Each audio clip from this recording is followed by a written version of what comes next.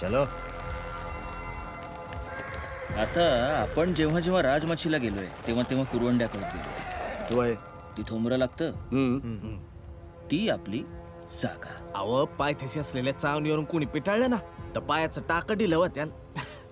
अहो आपणच काय एखादं शेंबड पोर बी भल्या थोरल्या बाप्याला मुठीत नाक धरायला लावल वर धावलं तर. आपण तेच करायचं. उमरं ओलांडून पुढं गेलं की कुरवंडा सुरू होतो. तिथे एक नळी तयार होते. आपण तिथं मोर्चे उभे केले की ती जागा बंद. म्हणजे खानाची पार खुट्टीच बसली की. हो. आता करायचं असं. यसाजीराव तुम्ही जी राजा. तुम्ही आणि नेतोजी पालकर सवाष्णी मार्गे आधीच पेणमध्ये उतरा आणि तिथं हुल घाला. खानाच्या फौजेपुढे जी गस्तीची पथकं असतील त्यांना असं वाटलं पाहिजे की आपली खूप मोठी फौज आधीच कोकणात आहे. तानाजीराव तुम्ही जी.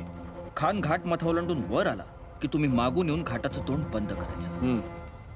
आम्ही ताम्हिणी मार्गे उतरू. पण राज तो तर लांबचा रस्ता आहे. आपल्याकडे घोडी आहेत. आम्ही सडेच निघू आणि वेगानं सिंहगड उजव्या अंगाला घालून खानाच्या समोरून येऊ. आधी त्याला पुरता आत येऊ द्यायचं आणि मग खेळवत खेळवत पिंजऱ्यात अडकवायचं. उंबरखिंड.